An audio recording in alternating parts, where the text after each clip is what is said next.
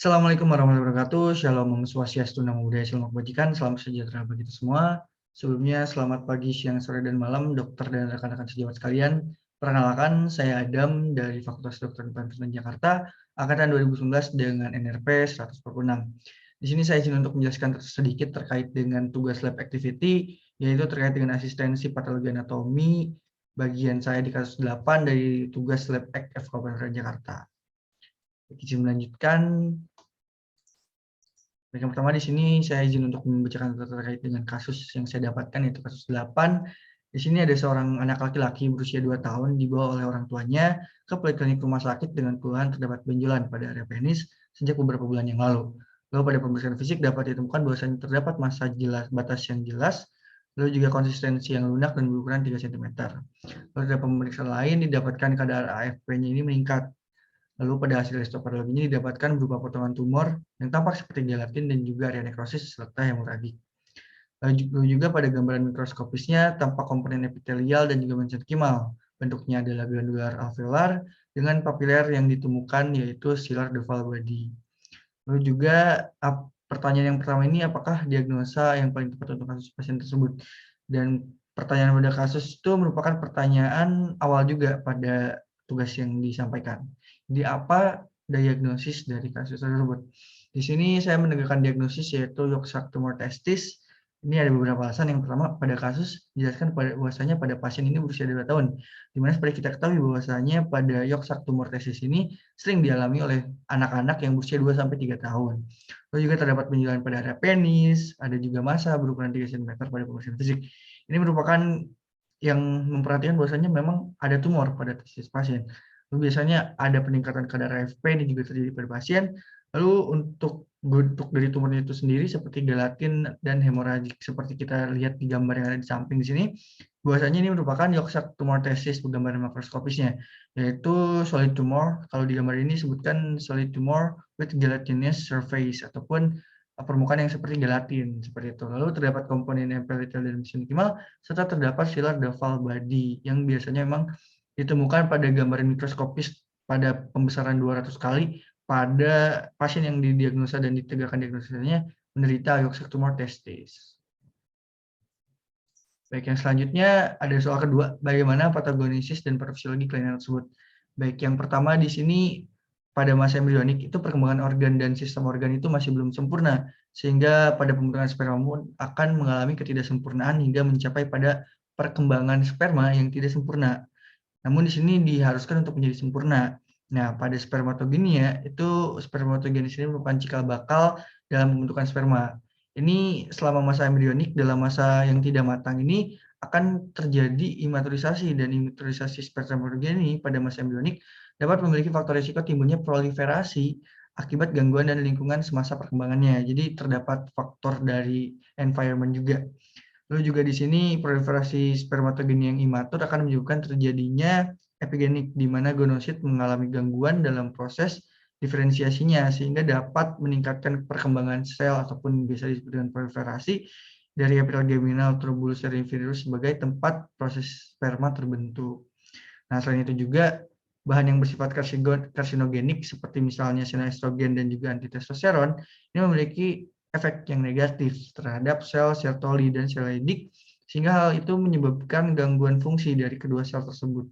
Ketika terjadi, maka efek negatif akan menyebabkan gangguan terhadap lingkungan dan membentuk lingkungan yang suboptimal untuk diferensiasi dari sel epitel germinativum ini.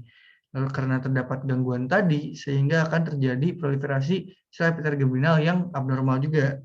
Karena sehingga spermatogenesia imatur dan juga senoestrogen serta antitestosteron ini menyebabkan terjadinya karsinoma in situ dan berkembang menjadi semimoma testicularis. Sehingga disinilah mengapa hal terjadi demikian seperti itu.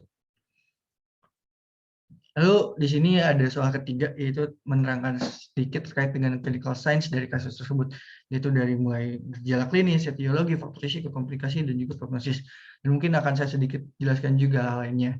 Yang pertama, jika secara definisi itu sendiri, tumor York-Sharp testis ini merupakan tumor sel germinal yang paling sering terjadi pada bayi dan anak-anak. Kurang lebihnya ada 65% dari tumor sel germinal lainnya. Lalu pada anak-anak juga tumor ini merupakan tumor yang muncul dalam tipe murni, sedangkan pada orang dewasa muncul dalam bentuk campuran dengan tumor serminal yang lainnya. Lalu juga di sini penyebab tumor testis belum diketahui secara pasti, namun di beberapa penelitian menunjukkan bahwasanya terdapat hubungan dengan hipermetilasi gen RONX3 dan ekspresi berlebih pada GATA4. Ini merupakan literaturnya dari NCBI. Namun di sini ada beberapa literatur juga yang menyebutkan bahwasanya terdapat dua fase ataupun dua klasifikasi dari penyebab dari tumor testis ini. Yang pertama ada postpubertal dan juga prepubertal. Untuk yang postpubertal ini bisa disebabkan oleh beberapa faktor. Yang pertama ada dari environment factor ataupun dari faktor lingkungan, terdapat testicular genesis syndrome ataupun terdapat subfertility. Lalu juga terdapat faktor genetik yaitu single nucleotide polymorphism.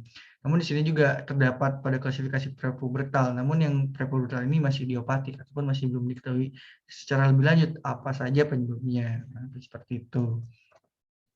Lalu di sini terdapat beberapa etiologi, namun di sini etiologinya tadi masih banyak yang belum diketahui. Jadi terdapat beberapa faktor yang erat kaitannya dengan peningkatan kejadian dari tumor testis, yaitu antara lain adalah malignantius testis, trauma pada testis, lalu terdapat atrofi ataupun infeksi pada testis, riwayat tumor testis, riwayat keluarga juga, lalu ada sindrom Klinefelter juga, terdapat juga pengaruh hormon yang seperti tadi disebabkan oleh antitestosteron dan juga exoestrogen dan juga cryptorchidismus pasca orchidectomy. Lalu di sini ada beberapa gejala klinis yang biasanya dikeluhkan oleh pasien ketika memiliki Yorkshire tumor testis ini. Yang pertama di sini terdapat pembesaran pada testis, lalu juga umumnya itu tidak nyeri. Jadi biasanya hanya 30% terasa nyeri pada skrotumnya. Lalu juga terasa massa di perut, lalu peningkatan kadar HCG di mana biasanya terjadi pada pasien ginekomastia itu sebesar 5%. Lalu setelah itu ada kadar peningkatannya juga dari AFP seperti yang dialami oleh pasien dan juga benjolan kelenjar di supraclavikuler. Baik, yang setelah itu adalah komplikasi. Lalu apa saja komplikasinya? Jadi di sini komplikasinya adalah berupa growing teratoma syndrome, degenerasi maligna dari komponen teratoma dan metastasis. Dari GTS ini merupakan yang sering terjadinya itu pada populasi anak-anak dengan neoplasma sel germinal yang sudah diterapi, namun terjadi pembesaran massa di lokasi deposit dari tumor sebelumnya.